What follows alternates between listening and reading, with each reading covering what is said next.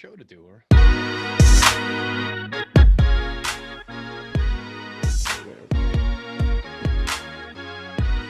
So how about your Yankee fan base? They're great, aren't they? that was me. I was at the game, and I just missed Stephen Kwan with a battery. It was, sometimes you got to do what you got to do, defending left field in Yankee Stadium, all right?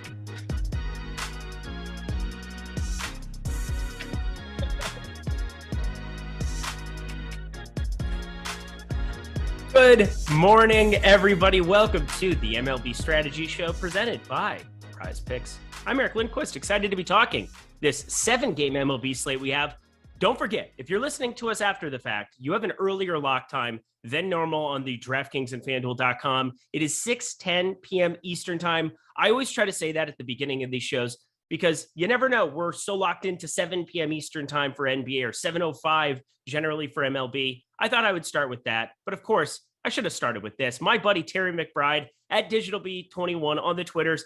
Apparently, he was at Yankee Stadium for the infamous, and yes, the word is infamous, transactions that were taking place in right field over at Yankee Stadium. Aaron Judge having to go call off the fans. First of all, how are you? Second of all, how was that game? You lovely Yankee fan, you. I'm great. It was a fun Saturday. I jetted up there, got to the game a little late. I usually get there a little late, but it was already in like the 6th inning at that point. Flew by in the beginning of the game, but I was there for all the important stuff. Saw Josh Donaldson's home run, saw the Yankee comeback, saw the fight in left field, saw the the nonsense in right.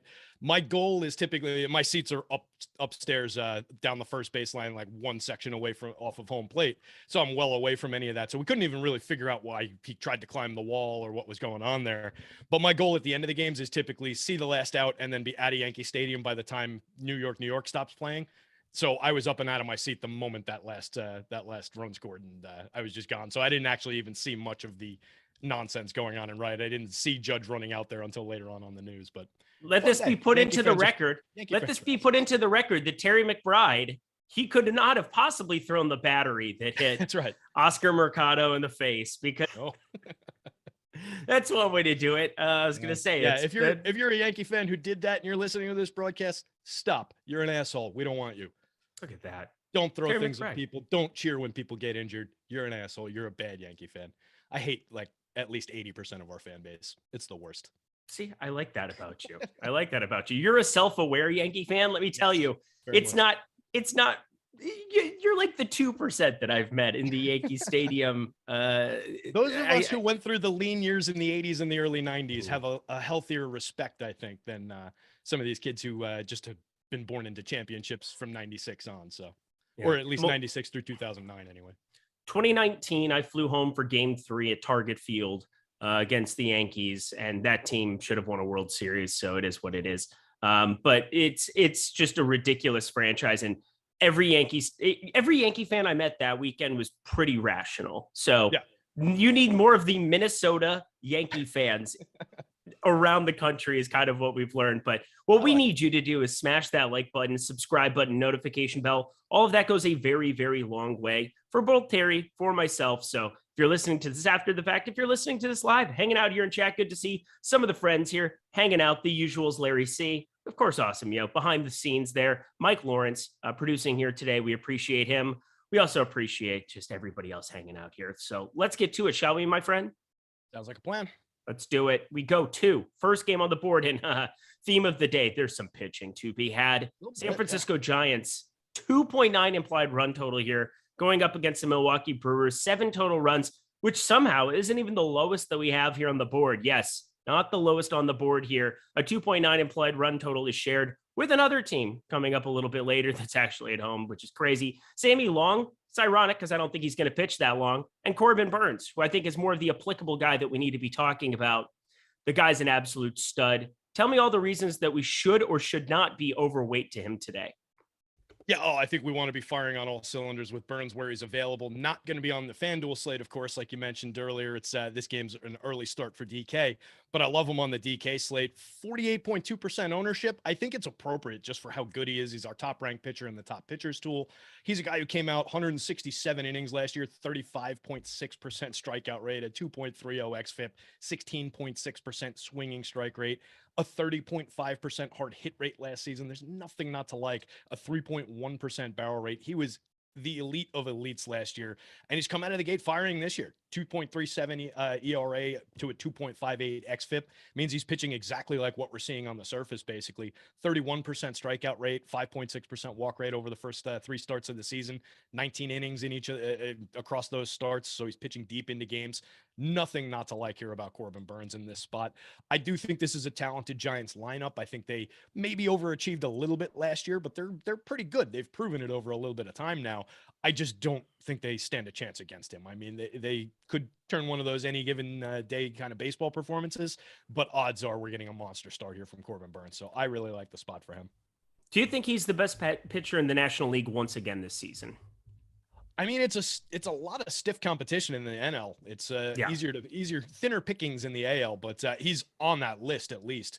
And I'm envious of the Brewers pitching staff. I think they're fantastic. Freddie Peralta struggles aside. I think that, they've got a phenomenal top 3, great bullpen, and really, really solid pitching staff out there. So yeah, I think he's going to be a contender for the Cy Young all year long.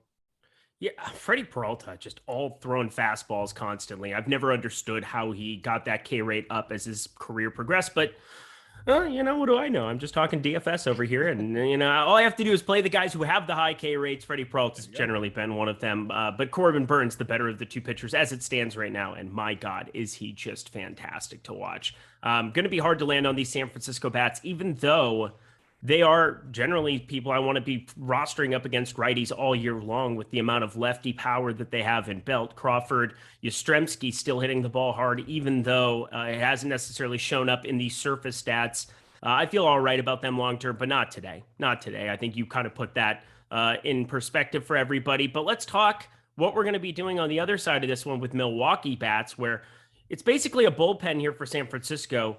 They're pretty cheap comparably compared to what they've been the last couple of days over on DK. Ownership, it looks like, is a little bit too high on them, negatively leveraged here. I never really like bullpen games here, but San Francisco, outside of their closers, I think they might be gettable here in this spot. What are you planning to do with Milwaukee bats? It's a team that I don't get to a ton naturally. Sometimes matchup based, they'll force their way into lineups, but when they have ownership like this, and again, it's a DK only, so it's not my problem today. But when you get ownership like this on the core hitters, that's pushing the 10% range, you get McCutchen up top around 16.3%, where we've got him projected now. Through the top 4 hitters is everybody around 10% at least. So I don't love that situation, but it's perfectly fine. I mean, you can get different with baseball lineups easy enough. So I'm not sweating any of the individual ownership. If you want to take them as a stack, it's okay, but they are negatively leveraged, like you were getting at. So you're getting to a team that's kind of middle in the board where a lot of people are going. There are second overall value, excuse me. Boston is the top value at 13, Milwaukee 11.8, but Boston comes in with a negative 0.9 leverage score to Milwaukee's negative 3.2. And the Boston hitter is obviously going to be a lot more expensive, a lot more difficult to get to in general for the star guys. But if there's that much value, that means we're seeing it as a targetable spot, where this Brewers one is everybody's going to it anyway, and it's less valuable. So I don't love it. I would have some of it, but I would probably undercut the field, target around, McCutch, Willy Adames, Christian Yelich, Hunter Renfroe up at the top. I still like Kiston Hero. I think he's got a nice bat, multi-position eligibility, and only 6.1% owned, 3,100, no problem there. Colton Wong would be, maybe one of the later hitters in the lineup. Mike Brasso, if you're just trying to pick off the 2 at-bats against the opener, or 1 at-bat really against the opener, maybe you pick off a home run in the platoon split there, but I don't love going to Brasso. I don't love the bottom of this lineup. So it would be, top 5 kind of a approach here.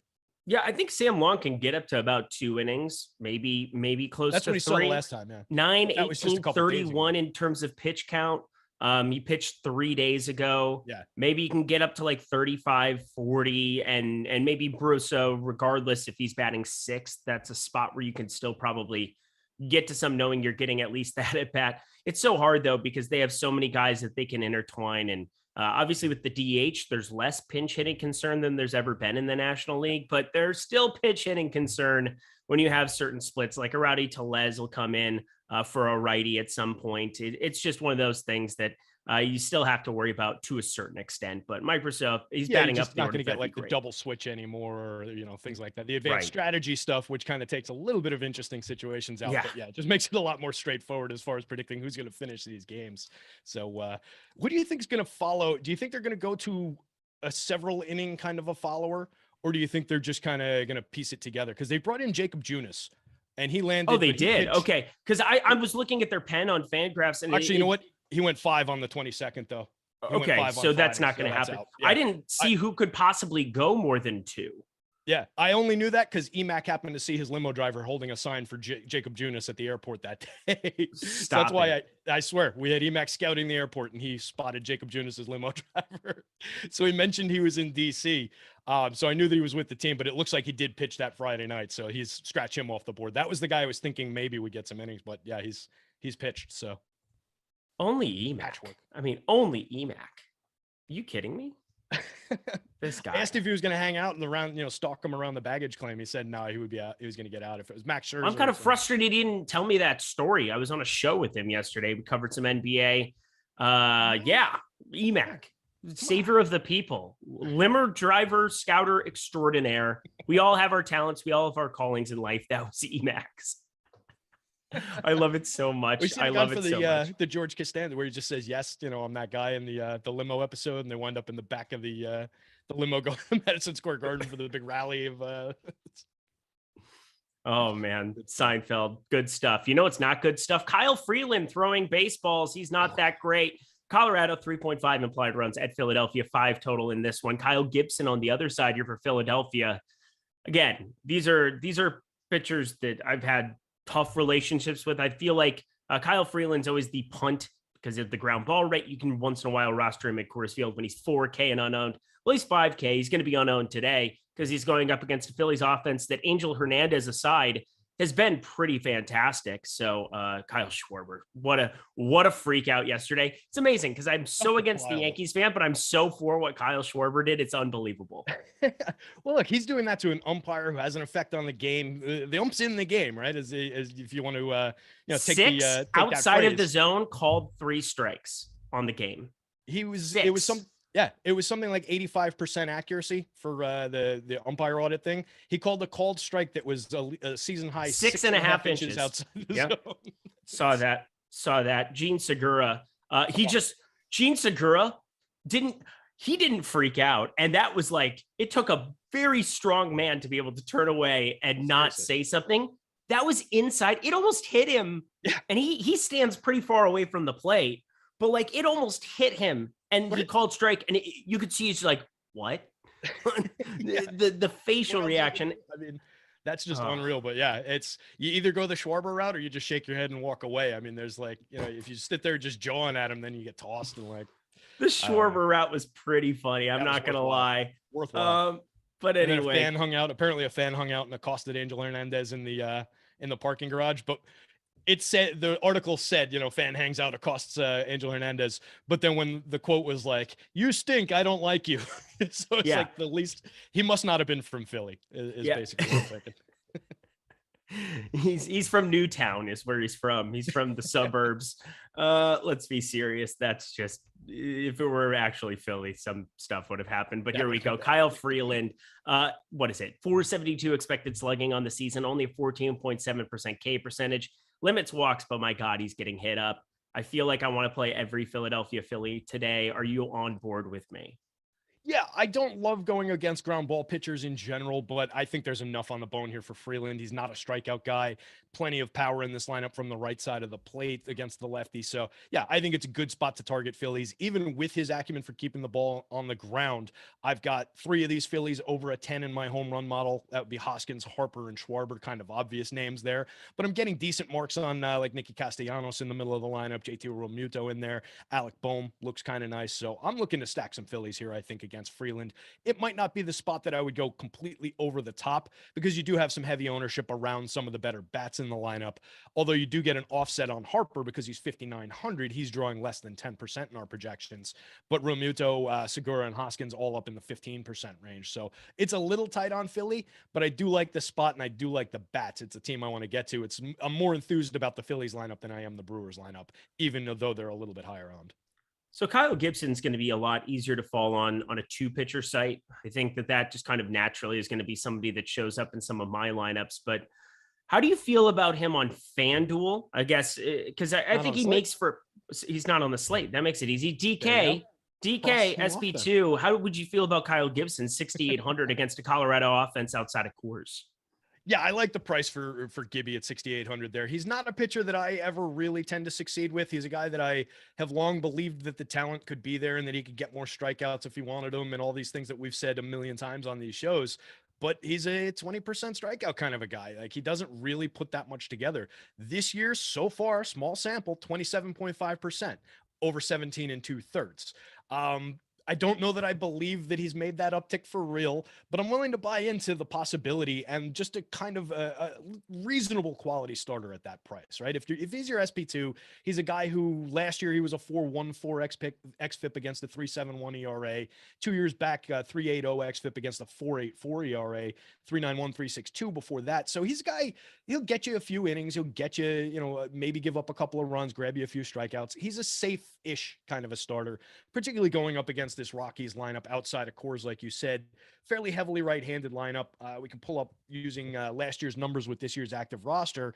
They land 12th by collective ISO at 176. They created runs 11% worse than average with this collected active roster. 89 WRC plus was 29th in baseball. So righty on righty with these guys. I think it's a good spot to attack with a Kyle Gibson here for that price.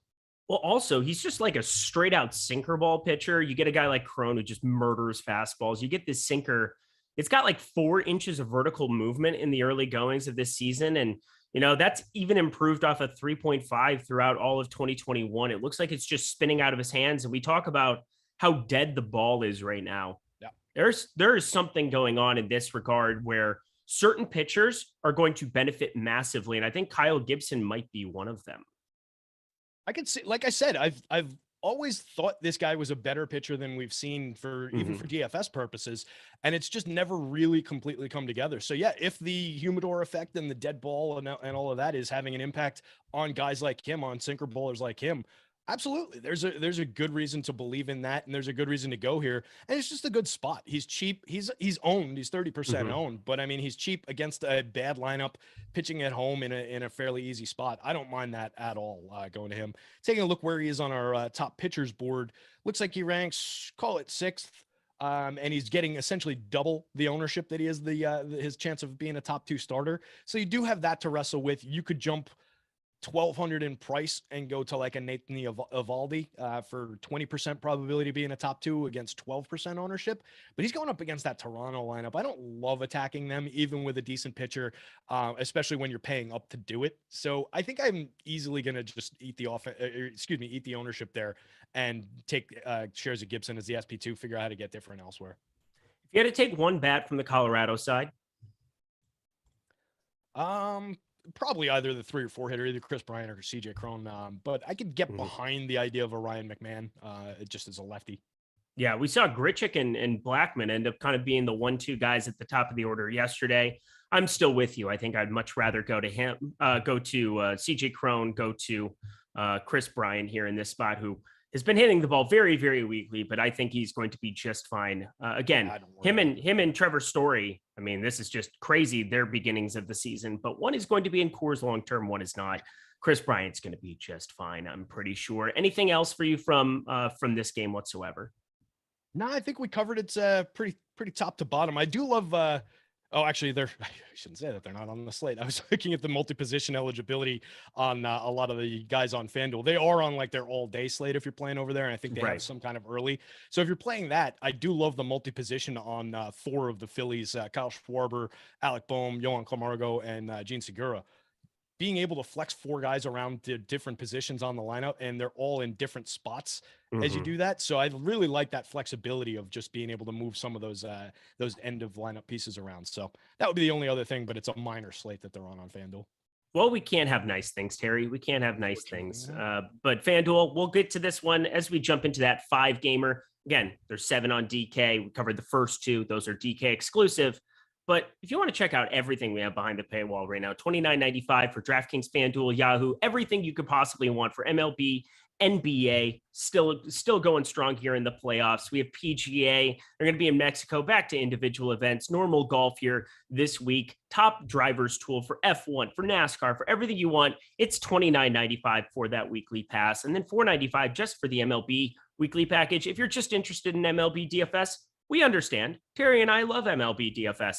I didn't love it, even though my favorite player in the entire world knocked me out of the top 10 yesterday with a walk-off home run. That was sad. But you know what? We continue on. Oh, Byron Buxton, Michael Lorenzen, you're the worst. You got to troll me while we're on a show. That's not nice. You know what? Make me feel better. $29.95. Sign up for that weekly pass. Stop guessing, start winning. Join Awesemo Plus today. And smash that like button and subscribe button as we're moving along here, because Terry's a bad person and I need all. I saw the first one that he obliterated into the second deck and left. That was a shot. I didn't see the last. That was the last one. He hit a 465 walk-off 3-runner. And yeah, I mean, I was sweating because Toronto and Houston, I had it pretty much all stacked up, and along with the Jock Peterson one-off you had to have yesterday. And then, well, my favorite pitcher or my favorite player in baseball just went twice to knock it out of the top 10. So I was live to win, and then all of a sudden was very not live to win. That was brutal. But the swings in baseball are fantastic. I was in first place. I think it was Friday night, Friday or Saturday. Whenever I came down here, I was in first place on FanDuel for hours, and then I ended up losing money on the night. It's like, whatever. Hey, in NBA, it's a slow burn. It's a slow burn in NBA. You don't really know until you know. And Grayson Allen, I guess we kind of knew in 45 minutes yesterday. But let's keep it on moving, my friend. FanDuel, that's your baby here. Boston, Toronto.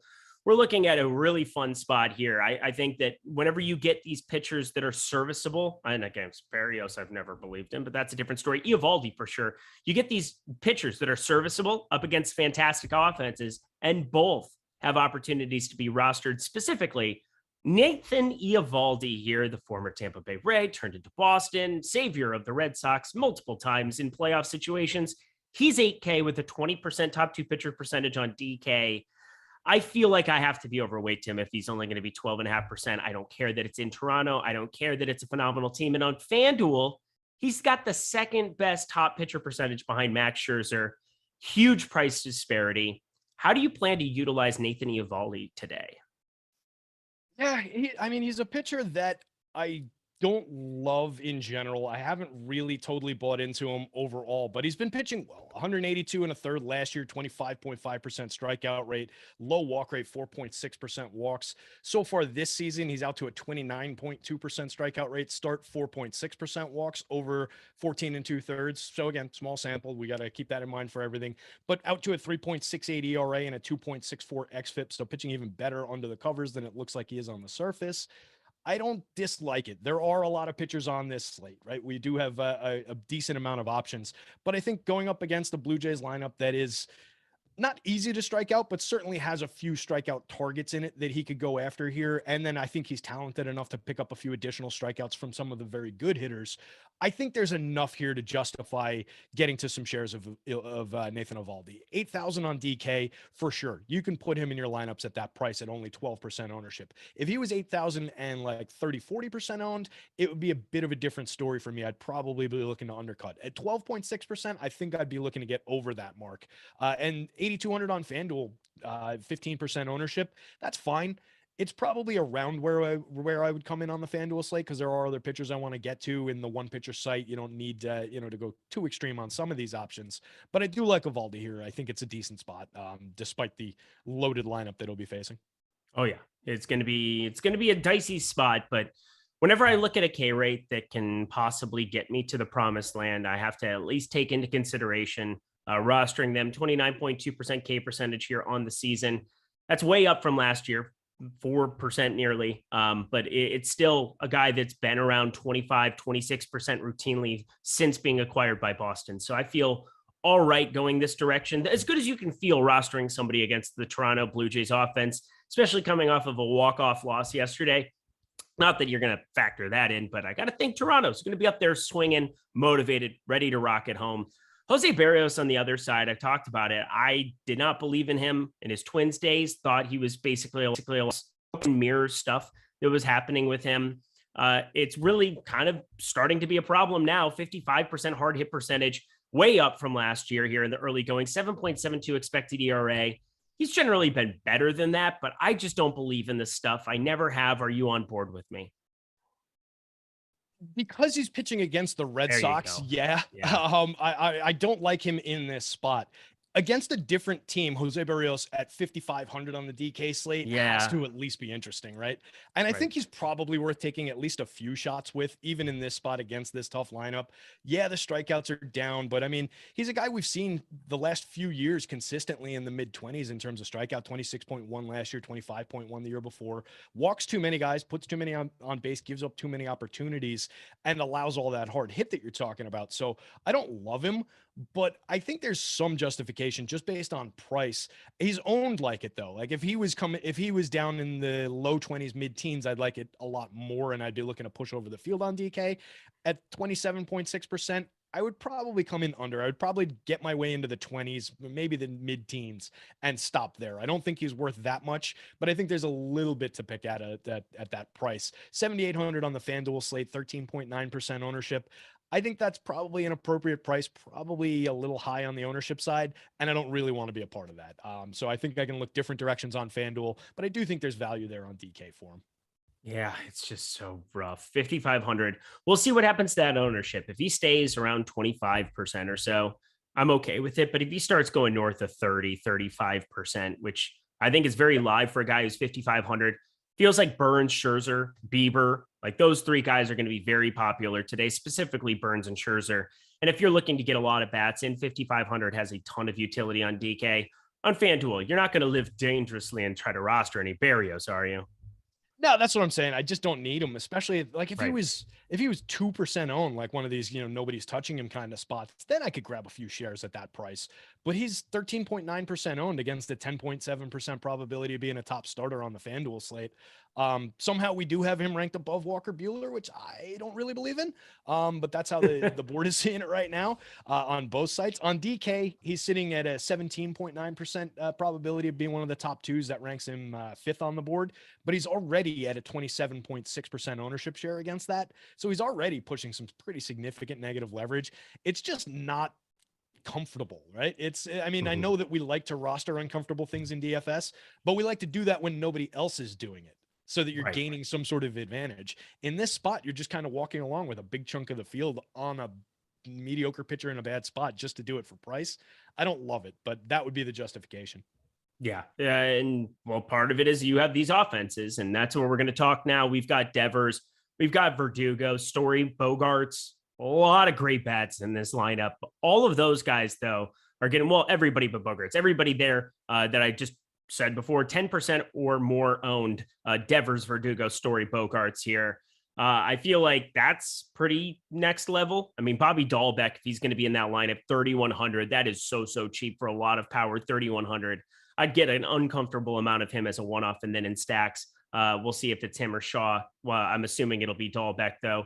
Kike, all the way down there at 3,800. He's had a rough beginning of the season, but nobody's had it rougher than Trevor Story, and he's at 10%. So what do I know?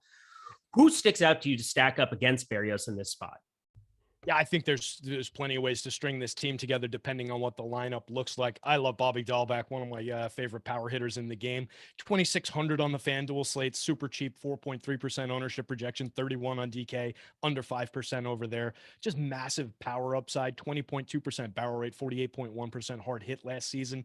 He's a guy who does strike out a lot, 34.4% strikeout rate last year. And he wasn't one of these three true outcomes types last year because he didn't walk enough, 6.2% walk rate. I've mentioned this on shows when we've talked about Dahlbeck already a few times this year and in my articles. He's a guy who throughout his minor league career walked in the 10 to 12% range. So he is one of these three true outcomes type hitters, and he's going to get better than he is already. Last year, he created runs 7% better than average, 25 home runs and 453 plate appearances with that contact profile. I like him to do better than that this season. So please send me some Bobby Dahlbeck. From the middle of the lineup, if you get Kike Hernandez in the middle in there, you get a Verdugo who is fairly cheap if he's in that cleanup role behind those that core of excellent hitters at the top. I don't mind using either one of those as a little bit of a price and popularity offset in conjunction with the Story Devers Bogarts combination. You get a little price break, I guess, on those guys talent wise. They're all under five grand on the DK slate, so that's pretty good. I think you can attack that despite the ownership because you're buying those hitters fairly cheap. Nathan Evaldi. Yes, I'm Evaldi, very yes. aware. Thank you, Stephen Leibowitz. I don't know. Old habits die hard. Old habits die hard. But Evaldi pitching here in this spot. I said K rate's been up, but so has the hard contact. People have been alluding to it in chat. 52.4% hard hit percentage so far. 553 expected slugging. And I don't know if you know this. There's some power hitters that exist on the Toronto side of this one, Terry. Who sticks out to you from the Toronto side, a team that I can't imagine any slate that they're going to be flat owned, where it's 6.5% top stack percentage and 6.6% ownership, that I don't get to tons of them? Yeah, I think this is a spot where I can definitely grab them. Even if I'm rostering Nathan Evaldi, I think it's worth grabbing some of these Toronto bats. I just love this lineup from top to bottom most days. George Springer, Bo Bichette, Vladdy Guerrero, Zach Collins providing some power in the catcher spot now. Lourdes Gurriel, Matt Chapman is an underrated option pretty much every day. 3,900 and 3.6% ownership on DK from Matt Chapman, 35 and 2.6 on FanDuel. I know that he struggled last year in terms of the triple slash, 210, 314, 403. He still had a 193 ISO and hit 27 home runs in his 622 plate appearances. That's still pretty good. Contact profile was fine, 13.7%, barrel rate, 41.7% hard hit for Chapman. So I don't mind getting to him as a super cheap third baseman in the middle of one of these stacks. Raimel Tapia has given us a little bit, former, post-hype prospect kind of a guy. Santiago Espinal, Kevin Biggio, who's never really delivered at the major league level. These guys are fine to, bolt one of them into the back end of a stack if you need to get cheap different. You can use Kevin Biggio if you believe as a wraparound play potentially. He does get on base in the the mid 320s when he's going right, so he could be a decent wraparound back up to the top. But you can string this lineup together 1 through 9 in my opinion. All right. Anything else from this game for you, Terry? No, nothing to pop out. Everybody's under 10 in the home run model, 10 being the magic number typically, but we've got some guys pushing like mid 9s, mid 8s, so it's not a bad spot for power. All right, well, let's go back and talk some pitching. Well, maybe on one side of this game, because I definitely have Mets interest, but we're looking at the New York Mets in St. Louis, and I was alluding to it earlier, 2.9 implied run total for the home St. Louis Cardinals, because Max Scherzer's on the mound. I think everybody's heard of Mad Max. He's okay at baseball, 33.3% K percentage, 2.9 expected ERA, 0.89 whip. These are all numbers that are like, oh, these are absurd. Well, they've been absurd forever because he's one of the best pitchers in baseball. He's done it longer than just about anybody else here in the modern era. It is ridiculous what this guy is still doing. Max Scherzer, hard not to have interest there, no? Yeah, investment's paying off nicely so far for the Mets. Oh 43.8% owned on the DK slate at 9,300. I feel like 9,300 is pretty damn cheap for Max Scherzer. So it's justifiable with that ownership. I don't mind just riding along with the field, even if you're pushing above that for a guy of Max Scherzer's caliber, even against a lineup that I do very much like in the Cardinals. They've just got so many righties in this lineup that I think he's going to cruise here, pick up a decent amount of strikeouts. You read off this year's number, so I'll jump to last season, 179 and a third for Max, 34.1% strikeout rate, a 0.86 whip, a 15.9% swinging strike rate. It's Max Scherzer, guys. He's underpriced Max Scherzer. Not much more we need to say about that. At 10-8 on the FanDuel slate, I definitely like getting to him. Still 35.4% owned. If I can offset some of that by grabbing additional shares of a Walker Buehler, who is positively leveraged and 9,400, 1,400 less going up against the Diamondbacks, I'm probably going to do that. So if I come in under the field, I wouldn't be totally surprised on FanDuel, but it would be, if the field's at 35, 40% and I'm at 25, 30%, that's about where I want to be. I'm not talking about a major undercut. I just do really like the spot for Walker Buehler. There's like a 0% chance you wouldn't play him in cash on FanDuel today, right? Is Max? Yeah, I think that's the spot here. Yeah, absolutely. I think even on DK, if you're playing cash, best of luck to you. Corbin Burns, Max Scherzer, right? 1-2. That's easy. If anybody says anything differently, don't listen to them anymore. Is probably the right way to look at it. I mean, Max could I Scherzer, sell you in that equation? Could I sell you Shane Bieber for 300 more than Max? Probably not against the Angels. No, I get it, but I get it. But I mean, we're talking about Max Scherzer with pronounced splits against righties, and he just mows them down. And then Corbin Burns against San Francisco. Like, I'm not going to fade Corbin Burns in a cash game setting ever in a million years. No, that would, it would be, if there's any discussion there, I think it's between Bieber and Scherzer, not between not between Bieber, Scherzer, or Burns. So Correct. yeah, one of those two. And I would prefer Scherzer. I agree with you. I think there's more upside there Mhm. than with Bieber against that Angels lineup, but I think he would be the other guy in consideration. Totally. And I think for tournaments, we're going to have to pay really close attention to this ownership, because if I'm going to get less than half the ownership on Shane Bieber as opposed to Scherzer, I think I have to take it. I think regardless of results, I think you just have to find a way to be over on Shane, and not saying that you can't be, around or over on Scherzer, but you just have to take a good look at what you're trying to accomplish. Maybe you write off the entire rest of the board and you play 3 pitchers, but probably not going to do that today either. I think there's some positive leverage to be had later in the day here. But on the other side of this one, Miles Mikolas, this is not a guy that I really like all that much. It's kind of a forgotten guy here on this slate. And this is a Mets offense that I was talking about. As if Max Scherzer hasn't been good enough, as if the staff hasn't been good enough. We have a Mets team with a 123 WRC plus now. That's 4th in baseball in the early goings of this season. Their offensive numbers are just off the charts. You get Marte, speed, power combination. You get Lindor, back to Lindor, height of his powers Lindor. I mean, this Mets offense is ridiculous. And so Miles Mikolas, are you getting to any shares whatsoever of him? I can't imagine. I don't think I've rostered him as a pitcher in like 2 or 3 years. So there you go. Cool. So let's talk Mets. Let's talk Mets bats, shall we? Well, I was going to throw just one real quick thing instead of talking about Mikolas. Let's go back to that question about the popularity around Scherzer. If you were to do that, right, and we were talking about, you want to monitor the popularity, the differential in popularity between Scherzer and Bieber for tournaments. But if you're looking at that and you say, all right, I am going to get loaded up on Scherzer, I think the approach there is maybe get different with that SP2 spot. Like, don't overload yourself with Scherzer Berrios, Scherzer Gibson combinations. Maybe you look around and you go to like a Scherzer Dane Dunning, who's owned like 2% of the time. That's the guy. I mean, that's the guy that if I'm pivoting in the bottom end, the main reason I'm not going to play Berrios is because Dane Dunning exists. And that's a stupid thing now that I just said it out loud.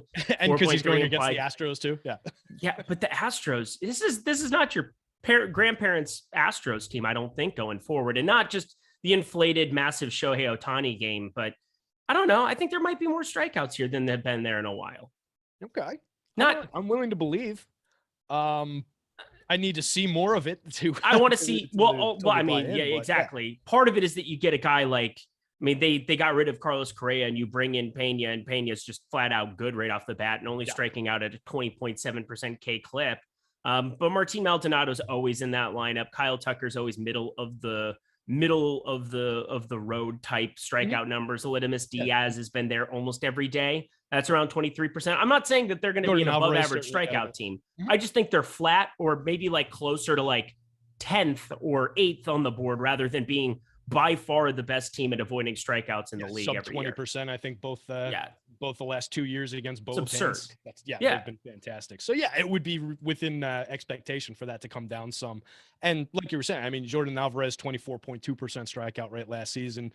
A quality guy like McCormick toward the back of the lineup, who I always bring up, was 32.5%. Certainly a lot of strikeouts in the back end of that Astros lineup. So is Dunning the guy who's going to go find him? I'm not sure about that. But I think with his microscopic ownership as compared to those other SP2 options, if you're going to those chalky starters as your SP1, I think that's your easy pivot to get different, or you do it with bats. All right. We've got way too legit asking me any news on Red Sox players not making the trip. Honestly, I don't think any of their core guys aren't. And you're going to learn at the same time that we are, if there's guys that aren't in that lineup that just don't make the trip to Toronto. So I can't really give you any analysis whatsoever. I'm not going to go on Twitter and research that because I just don't care enough. I will see if I can find anything with a quick Google here. Because, you're going to see if it's anybody that matters, you're going to see that they're not in that lineup. And the starters, as long as the starters are there, the things that all impact DFS the most are going to be unaffected by, maybe the entire bullpen can't travel. That would probably matter, but I don't think that's the case. Yeah. So I'm seeing Tanner Houck is the one guy that we know is not vaccinated with that team. Not expected to be. So the Red Sox are not expected to be missing any key position players and have listed Nate Eovaldi, Nick Pivetta, and Michael Wacha as their starters. Vaccination statuses of some bullpen members are unknown. Barnes, Brazier, and Whitlock are among those who said they are vaccinated. Identities of other unvaccinated players, blah, blah, blah, blah, blah. Chris Sale, who cares? I don't think we really have to worry about it. It's All right. not something that's, unless, and like you said, you'll see it several hours in advance. If he's not in the lineup, he's probably not there. Yeah. So there you go. I mean, for me, I don't know any other way to say at what 8:40 a.m. out here on the West Coast exactly what's going to happen with it, but I'm going to find out at the same time as you guys when they're not Thanks at to a lineup. masslive.com for that information. We just Look at that. Look at that. Terry knows all the things. I know that the Mets offense, when they're going to be positively leveraged, is when I want to roster a bunch. They're very expensive, and we have very expensive bats that we want to get to on this slate. But the existence of a guy like perhaps JD Davis out of the middle of nowhere hit a home run yesterday, so maybe he ends up in the lineup randomly. That would be a huge salary saver. We've seen Robinson Cano now enter the lineup again, 3,800. Jeff McNeil, if he's there, 3,700. Dom Smith has been in some lineups, 3K. There's ways that you can get some value to afford the likes of a Pete Alonso, a Sterling Marte, a Brandon Nimmo, a Francisco Lindor.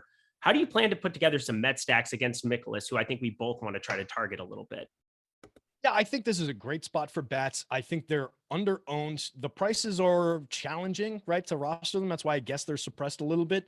But if you look at our top stacks tool, they're actually ranked pretty far down the board, which is really surprising for me for this matchup. So you're getting positive leverage even with them ranked that far down. They're at a 7.8% probability on FanDuel being the top stack with a 5.5 leverage score. And I think they're better than that today in terms of their probability of success. I would have had them in the top few teams here, given the matchup against Miles Mikolas here. So I think we've got the Mets underrated. And if they're going to be this unpopular, I'm going to figure out ways to get there. Easier to roster on FanDuel. But yeah, I definitely want to be a part of Brandon Nimmo and his 394 career on base percentage, hitting in front of Starlin Marte, Francisco Lindor, Pete Alonso. That's a ridiculous 4-player stack. And then you can build Eduardo Escobar right into that as the fifth guy, capable power hitter, switch hitter right there. Marcana toward the back of the lineup. McCann, if you need a catcher, has a little bit of pop from time to time and only costs $2,000 on the DK slate. 2,500, don't need the position on FanDuel. I don't really need to get there. I'm not a big Jeff McNeil believer. A lot of BABIP over the first few years of his career. And he dropped only to a 280 last year, and it completely cratered all of his numbers. 280 BABIP is not like horribly bad. And he dropped down to a 249, 317, 358 triple slash, no power, 109 ISO. So I don't love McNeil, but a lot of the rest of this lineup I like. So I'll string together those hitters that I mentioned. And then, yeah, if a Dom Smith is in the lineup, he's interesting to me. If a JD Davis is in the lineup, he's interesting to me. Don't love very much of Robinson Cano, but if you wanted to grab a few shares for price and positioning, I don't mind it. What do we possibly say about St. Louis bats? Yikes. Yeah, there you go. Yeah, I mean, potential if you're inclined to draw down against one of the best pitchers in baseball, just as a pure leverage and ownership play. Not anybody going to be doing it with these excellent St. Louis bats. I would look at Edman, Goldschmidt, O'Neill, and Arenado just right off the top. Maybe if you wanted to build in like a Corey Dickerson and his lefty power or Dylan Carlson, that's the stack to attack him with. But it's not a spot for me. I just believe way too much in Max Scherzer here, so I don't want to tangle with him. All right. As we move on to the last 3 games on the slate, hit that like button.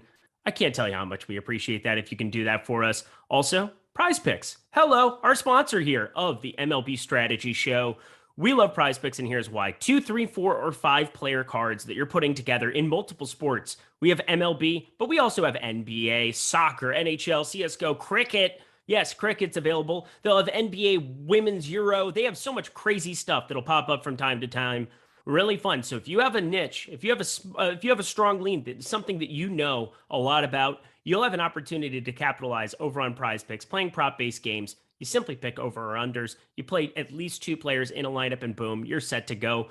You can get up to 10x payout structure, and if you play a 5-player payout structure, you can still win if you get 4 out of 5 right. You'll get 2x your money. If you get 3 out of 5, you'll still get 0.4x your money. So you're not left out in the cold just because one person got hurt or one thing went wrong. So take advantage of Prize Picks. Download it over on the App Store or go to prizepicks.com. Check out the board over there. It's so great. And you'll get 1 free month of Awesemo Plus Platinum just when you sign up over at Prize Picks. Take advantage of that offer. Make that first deposit and get that free month. I can't tell you. It's the best way you could possibly go about your day, taking advantage of it. And of course, so many great rushing that site too. I mean, every single day I'm seeing it in Discord and Twitter and just people sending in screenshots of results and just talking about it. It's such a killer. Just the idea that you can play parlay bets basically with the opportunity to lose a leg or two of the parlay and still come out a winner. Oh, I That's know. pretty damn great. It's a very fun site. I really have enjoyed playing over there throughout all of NBA. Kind of taking my talents to the MLB streets. Had a nice 3-0 day on Friday, had a 2-0 day Saturday. No big deal. Just throwing some stuff here randomly in Discord, or if you ask me for things, I will generally give you things. My plays over there. I'm not trying to post every single day, but maybe I will. Maybe I will. I've had too much fun. Look, but we've got up on the site, we've got the free projections. You just jump on there, go by the win rates, and plug and play with your card. It's pretty simple. Somebody in the chat asked about Mikolas, whether he's good at keeping the ball on the ground. Had a 52.9% ground ball rate in 2012 and has never reached 50% again. So no, he's not. All right, we've got how many games left? Sorry, I just closed my sheet. Look at this. No. I'm trying to stall, and I did a terrible, shitty job of it. It's like, oh, way to go, actor. Way to go. Way to really hold for time here as you get your sheet pulled back up. Google Drive. There we are. Houston minus 133 at Texas. 8 total runs in this one. And I talked about it. It's uncomfortable. Doesn't feel great. But Dane Dunning, I'm not going to call him good. I think the word isn't good, but he's cheap. And he's better than most cheap guys in terms of K percentage, 23%. He's not that great in terms of hard hit numbers. It's been barreled up a little bit to the tune of a 10.3% barrel percentage, 4 barrels now in 39 batted balls so far this season, 5'10 ex-Wobicon, 51.3% hard hit percentage. But again, 23% K percentage can make up for a lot for me, even though this is a very potent Houston team that I probably want to roster some bats against him here as well. Let's talk Dane Dunning. I mean, first of all, you pronounced the stat perfectly. But isn't it so much more fun to say ex-Wobacon? It is way more fun to say ex-Wobacon. Anything if I can work bacon into the conversation in any way, I'm happy to do it. I like Dunning here. 117 and 2/3 last year, 22.3% strikeout rate, a 10.1% swinging strike rate. Put too many guys on base, an 8.4% walk, and a 1.44 whip with 43.5% hard hit. But I think he's a better pitcher than that. He's a slider changeup kind of a guy with a mediocre fastball, not one of these high velo guys. But he's kind of sneaky, tricky enough that in the minors, he was a guy who was generating mid-20s to pushing 30% strikeout rate in some small sample spots. I think there's a little bit more than we've seen from him so far in terms of the strikeouts. If he cuts down the walks, I think he can find them. So I do like Dunning in general. We talked about the Astros, their general ability to avoid strikeouts. We know that there's a ton of power. We know that there's a ton of great hit tools in this lineup. But for 5,200 and 2.1% ownership, that's the kind of tournament play that I'm willing to draw some shares of, even against a good lineup that I like to get to. I would probably take out some insurance policies with Astros stacks as well, but I think it's worth getting to as that alternative SP2 on the DK slate. I don't think I need him on FanDuel. 7,000, 1.5% ownership.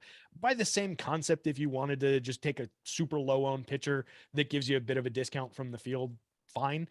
But on that site, you've got some other options. Like if you wanted to roll Berrios against the Red Sox for 7,800, you could do that. I think the other pitcher on the other side of this game at 8,700, it's a different price point, but the ownership situations are similar and it's not that different a price point. So I don't know that I need much Dunning on FanDuel, but I do like him on DK. So Miles Mikolas, confirmed not a ground ball pitcher. You know who is a confirmed ground ball pitcher?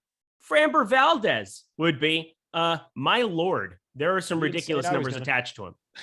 What?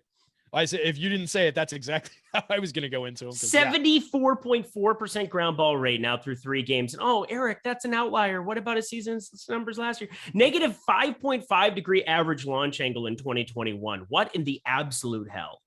If you guys watched the shows, or you and I did shows, maybe you remember me talking about all through last year. My favorite stat to watch was Framber Valdez's ground ball rate to see whether he could hit 70%, 70.3% for the entire full season last year. Unreal. This is your ground ball pitcher, ladies and gentlemen. You mentioned the negative 5.5 degree average launch angle. People hit the ball into the ground against this pitcher. So I don't care about the 44.4% hard hit at that point. It's just being drilled directly into the ground. The strikeouts are okay for Framber, 21.9%. I think he's a little bit higher than that so far in the small sample this season, but he's not a huge strikeout guy. Oh, no, actually he was a little bit lower, 19.4. I remembered it in the wrong direction. But at 8,700 going up against the Rangers lineup that that has some swing and miss in it. I think he can find a few bonus strikeouts. And what this team does well is hit for a good amount of power. I think he's a guy who can just completely sap that. Everybody in my home run model from this team that usually pops into the 8 to 10 range or above, everybody is below 5 in my home run model. So that is really, really suppressing the power here. I don't think it's really all that worth getting to a ton of Ranger stacks. I might have a few, but I'm more interested in Framber. 7.2% ownership at 8,400 on DK. I think you can weave him in as a little bit of a pivot from some of the other guys in the mid range. 8,700 on FanDuel, 9.5% owned. It's probably about where I'll come in. Maybe I'm a few shares above that, but I think that's about appropriate ownership for a pitcher who's not really going to have huge upside, but should be relatively safe. Should be able to get through some clean innings here for us and maybe find some bonus strikeouts. Yeah, I got to figure out exactly who I want to prioritize between Framber Valdez and Walker Buehler. And that's a weird thing to say out loud. And just having said it, it makes me want to just roster a bunch of Walker Buehler because everybody's so down on him. Oh, the K's disappeared. Oh, no, what's happening? But it's freaking April 25th. We're going to be all right, I think, with Walker He's Buehler. Experimenting with throwing his cutter a little bit more. And, not good. Please stop it. Great, but stop it. Stop it. Get help. This is like, I feel like he's been treating it a little bit like, that's the kind of stuff he'd normally be doing the last few starts of spring training. After he gets loosened up a little bit, try and work in some of the pitches you've been working on. If it doesn't work out, you go back to the usual arsenal. So I think that's just what we saw over the first few starts. On the Framber side of things, last season, Texas's active roster, 24.4% strikeout rate against lefties. So that's what I'm looking at when I'm saying maybe there's a little bit of meat on the bone for strikeouts. Yeah, I don't mind that at all. I think that's decent enough with Seager added to the middle of this and number of left guys that'll have to be showing up. But here we go. Walker Buehler, 8,800. Yeah, I'm going to be having to. God, I'm nervous about it. But you have a long leash to experiment with stuff when you pitch for the Dodgers, because guess what? Their offense is going to win games anyway. Let's talk bats though from this one. Houston, Texas. It's weird to say that Houston, Texas, because it's the actual location. You know what I meant though. Both of these sides. I don't really have a lot of interest in anybody going up against Valdez. Do you? No, not really. I think this he's going to sap the power so much, and that's what I'm looking for when I roster this team is, a couple guys on base, get me the big home run knock and do that a couple times during the game and, score me 10 runs and then my stack's paying off. I just don't see that here for this team with all the suppressed power in my model here, and they're popular on the FanDuel slate at least, or at least the top end. Semien, Seager, Garver, the three hitters that I really would want to get to here are all owned 10% or above against a pitcher that I think is going to keep the ball in the yard and really suppress the offense. I don't love it. So it may be a few shares trickling around the edges through FC and through the sorting process, but it's not a very likely spot for me. They're less owned on DK, but they're kind of in that weird, Seager's 5,300 and then Garver and Semien both in the mid fours. And then they kind of drop off the table in terms of both pricing and talent. There's not a ton of ownership on Nick Solak, Nate Lowe, Charlie Culberson, Andy Ibanez, Eli White, if you want to go there, but I don't love it. So that's not really a target for me. I guess you could grab a few more shares on DK than on FanDuel just based on the ownership, but it's not a great spot. And Houston, this is a great spot. I said I'm going to play some Dane Dunning because I don't like myself and I'm a sad person, but I'm going to have some Dane Dunning anyway. It's just how it's going to work out. And it's partially because Houston is the second most popular offense on the board on DraftKings. Just crazy numbers here in pricing. 4,100 for Kyle Tucker is wrong. If you get Chas McCormick or Brantley, for sure, 3,500, 2,600 for Chas. If he ends up there, Alex Bregman, sub 5K, Jason Castro, if he ends up in that lineup, probably Martín Maldonado. He seems to catch every day. He's got the Yadier Molina treatment now. And Yuli Gurriel, 3,600. It's just a lineup with a lot of guys that make sense to get to, and they're cheap, but they're very popular. How do you kind of straddle the line between them being too popular and then also being able to stack them up? Yeah, I think there are ways to do it because you're talking about Tucker and Brantley in the mid-teens in terms of ownership on the DK slate. Everybody else in the 9, 10 range.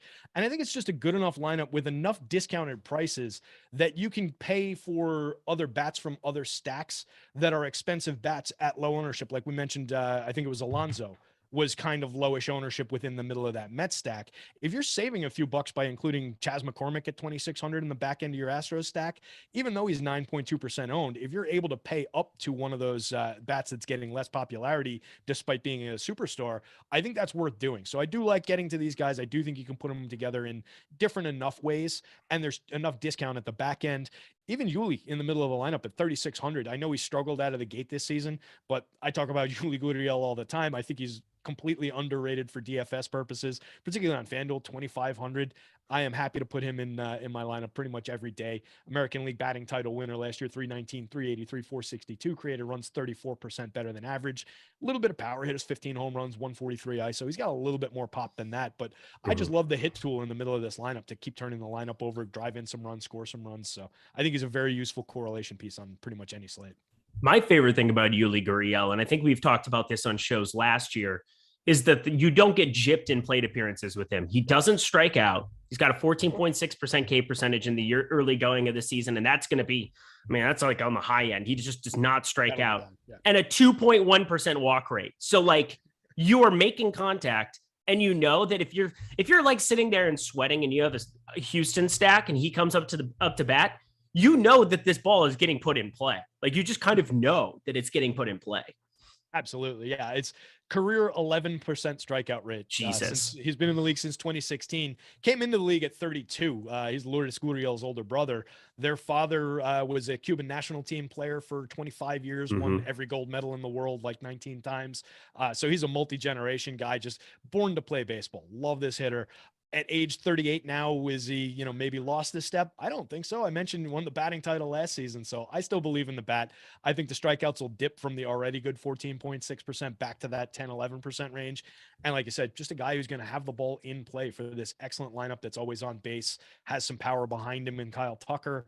I really like this Astros lineup up and down.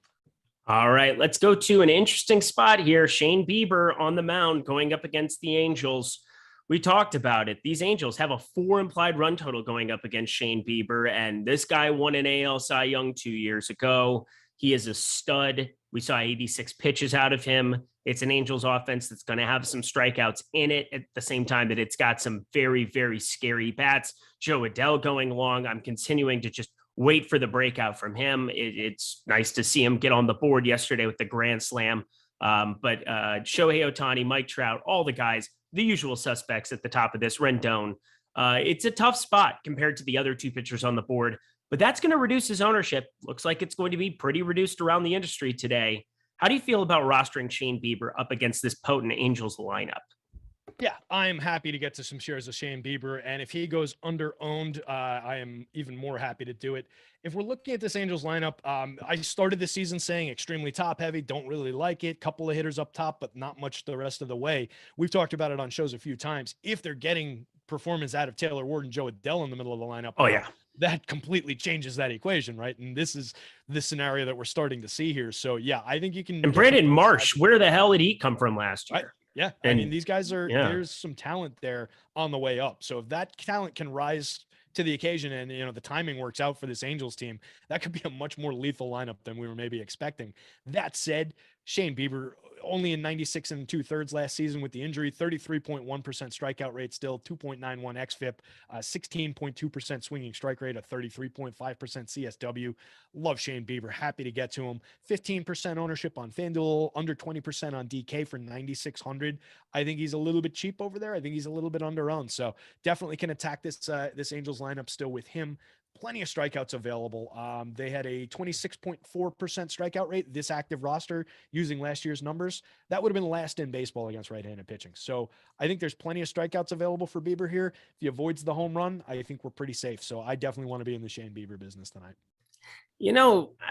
Michael Lorenzen, he was like at the beginning of the season, it was a guy that actually talked about, had his just phenomenal outing to start off the season. But this is a Cleveland team that at the same time that they're not good, they're bottom third in terms of strikeout percentage, 21.9%, mainly because you get Mr. Kwan up there at the top of the lineup. He does not miss making contact with the ball. That is problematic to try to generate some Ks here.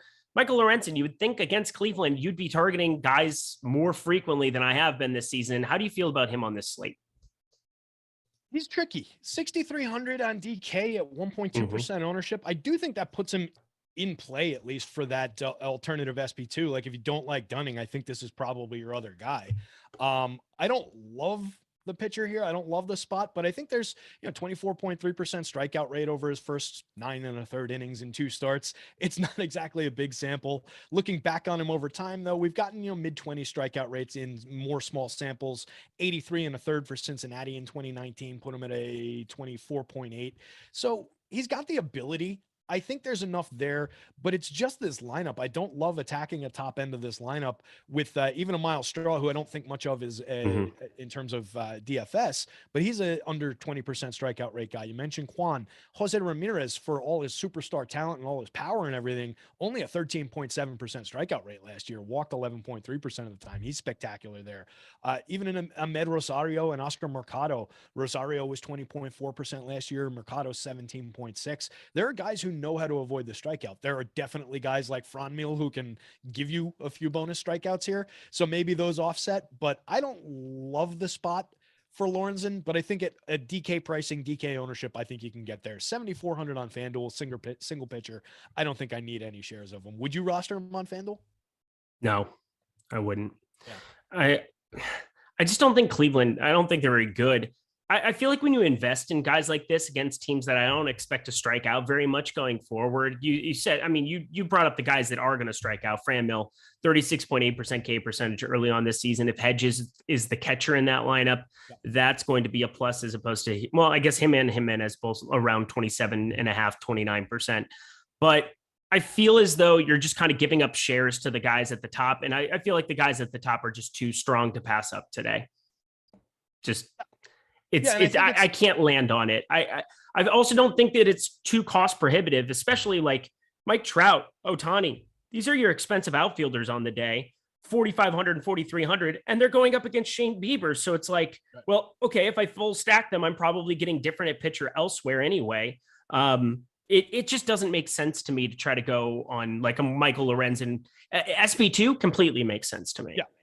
Yeah, I think that's where you're going to see any kind of utility out of him here. On the opposite side of the coin, would you be stacking any of these Guardians against him? I kind of think there's a little bit to play with there because I think guys like Ahmed Rosario and Andres Jimenez are a little bit underrated at this point. Mm-hmm. Andres Jimenez was a premium prospect. So was Ahmed Rosario. We've seen more from Rosario so far, but I think both of those guys underappreciated for DFS purposes in the middle of that lineup, still cheap. And then I love Jose Ramirez, obviously Franmil with his power. I just don't love Miles Straw up top. That drives me bananas. Yeah, the Ahmed Rosario thing, I mean, he was supposed to be the guy for the Mets and didn't really happen. I think he's all right batting in the middle of that lineup. I feel like this is going to be kind of one of those weird, I don't want to play a lot of Lorenzen and I don't really want to play a lot of Cleveland outside of Jose Ramirez, who feels unfadable at the cornerstone. He's just unbelievable in this spot. Miles Straw at least has the speed, but I don't really like stacking him up. As you said, he's just not going to be somebody that I get to a lot when he's going to be popular leading off. He always ends up being more than like the 8% that we end up seeing here. We'll see if Quan ends up in that lineup. 0.076 ISO from Straw last season over 638 plate appearances. I think you could do better than that. And we're seeing some regression out of Quan. I guess he was hurt with a hamstring injury. We'll see if he ends up in that lineup. Obviously, you remove him, and that just makes it a little bit less enticing. I guess you'll get probably a Josh Naylor. He's probably going to be in that lineup regardless, but he would probably move up in the order and maybe be, 2,500 piece of savings. But I'm okay just kind of not getting there on a team that looks like it's going to be awfully darn popular relative to the rest of the slate. Yeah, and I think that's fair. It's not a spot that I would go way over the top for, and I'd probably be looking at some of those, lesser owned bats that I mentioned. Like maybe for me, this is just trying to get to like a sneaky back of the lineup type stack. I do like Rosario though. Just to bring it back around to him, still only 26 years old and just turned 26 in November, so call him 26 and a half. But he's a kid. We saw 15 home runs, 19 stolen bases for the Mets in 2019, 11 home runs, 13 stolen bases for this team last year, and I think the talent is there. I think he's got more than that. He doesn't strike out a ton, a little bit below league average. He just hasn't found the power really, 15 home runs, but a 144 ISO in that 2019 season. If that power stroke comes around, and that was as a 23-year-old, he was accelerated through the minors. So I think we could still see something from Ahmed Rosario here, and similar for Andres Jimenez. Yeah. I mean, it's being traded for Lindor, like you're just going to always look a little bit Yeah, it's wonky, tough I to think, in comparison. So maybe there might be part of that bias that I'm not even aware of. But from the Angels side, pretty aware that there's some power at the top of this lineup. And then Joe Adell, my boy, my young boy, 42.9% hard hit percentage. I love him so much. Brandon Marsh, 51.7% hard hit percentage. And at the end of last season showed some upside. Max Stassi leading this team with a 54.5% hard hit percentage in the early going, assuming he's catching, not Kurt Suzuki, who caught yesterday. How do you look at the Angels up against a very, very good pitcher in Shane Bieber? Yeah, that's the thing of it, is the Bieber spot. I don't love attacking ace caliber pitchers very much with high strikeout lineups. It just leaves a lot of holes in your stack throughout the day. Even if you get a couple guys get on base and then 2-3 hitters swing and miss and get sat down with no points scored, it becomes a tough situation. They're very low owned, but it's difficult to pay up. You've got the top 4 hitters all priced over 5,000 on the DK slate. You get a discount around Rendon, Jared Walsh on FanDuel, 3,300, 3,500. So maybe they're a little bit more appealing on FanDuel, but they're also getting more ownership on FanDuel. Ohtani pushed up to 21.7% on that slate. He's the most popular player on that team in both spots. Maybe, and I don't typically grab a lot of Trout one-offs because a lot of people tend to do that, but if he's only 7.3% on DK at 6,000, 4,500 on FanDuel for 11% ownership, maybe you could consider that. Maybe you could consider some mid lineup stacks if you get like a Rendon, Walsh, Ward Adell kind of a stack, or Marsh Adell kind of a stack.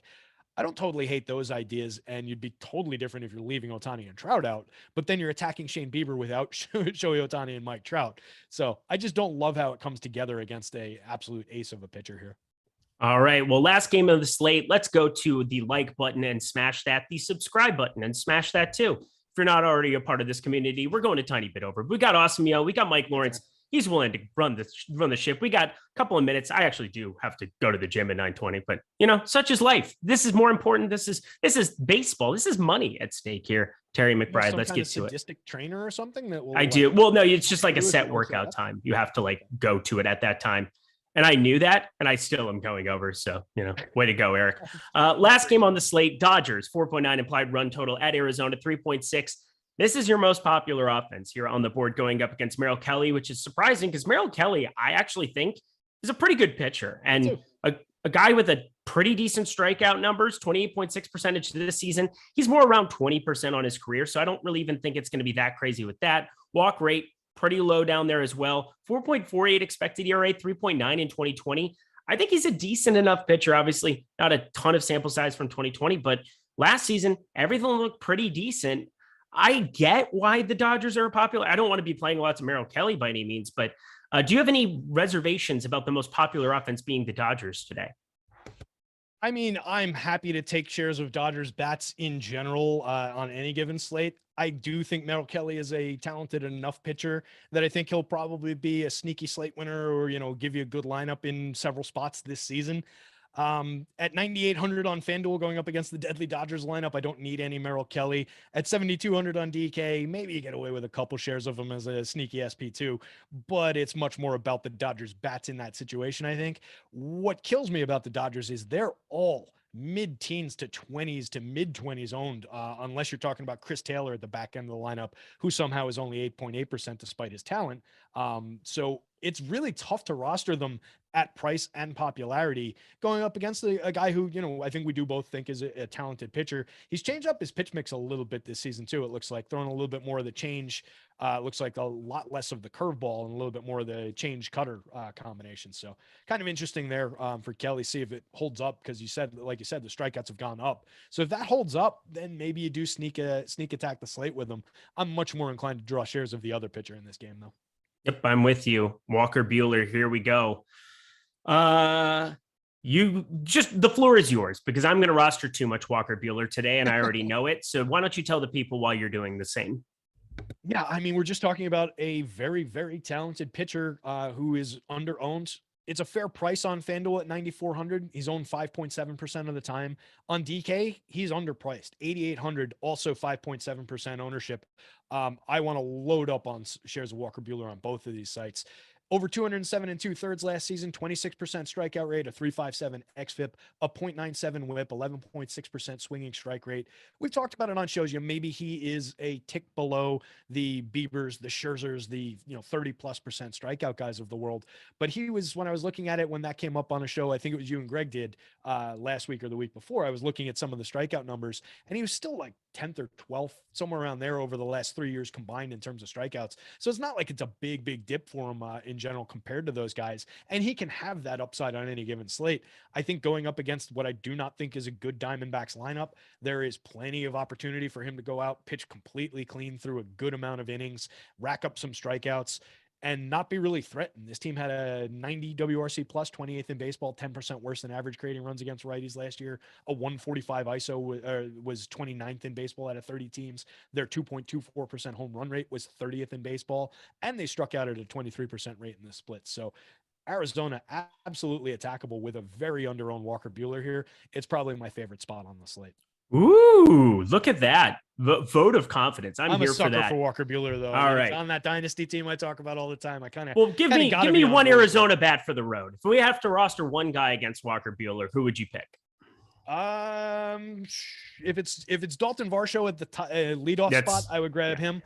If Varsho's not in that leadoff spot, maybe Seth Beer just trying to grab a cheap home run. Yep, I don't mind either of that from the left side. 3,300 there for Seth Beer. Dodgers, I mean, we talked about them. They're all mid-teens. They're up through 1 through 9. They can hit. Yeah. I mean, look, if you can figure out a way to do it without ownership on everything else in your lineup, and with everything else in that lineup being extremely cheap, go for it. Load up a 5-man Dodger stack. It's just difficult to do. If you want to go like a 3-man with Freddie Freeman under 20%. If you want to grab a 3-man of hitters under 20% owned on DK, you could go Freddie Freeman, Max Muncy, Justin Turner, Will Smith, Cody Bellinger, or Chris Taylor from the middle. I'd probably drop to Chris Taylor maybe instead of Will Smith, although you need the catcher on DK. That gets complicated. There are ways to do it, but you're still pushing 20% ownership on that stack probably. So you got to get really different and really cheap with your pitching and your other stack. Just difficult to get to, but I definitely think there's plenty of quality there. It is an all-star team. I mean, anytime you can roster the NL All-Star team, it's worth doing. So it's just a matter of being able to figure it out and figure out how to not have a bunch of duplicates in there. Yeah, if this were Space Jam, they'd be the Monstars. That's for sure. Let's do it. Guys, that was 7 games in 70 minutes. Let's get ourselves out of here. Terry McBride, any final words for the people as we get out of here? Good luck today. My baseball article will be up on the slate in a couple of hours after I get it done. I'm jumping from this into that. So check that out later on for home run picks and everything. And all right. Enjoy the gym, pal. Oh, yeah, big time. MLB Live Before Lock. That'll be me and Neil coming up 4 p.m. Eastern time. NBA Deeper Dive 5 p.m. Eastern, 6 p.m. Eastern time. That's going to be NBA Live Before Lock with Wafi and Josh. You always want to check that one out. Thank you, Mike Lawrence. Awesome, behind the scenes there. He's Terry. He's awesome. I'm Eric. I'm at Awesemo. Here we go. We're out of here. We'll see you guys later.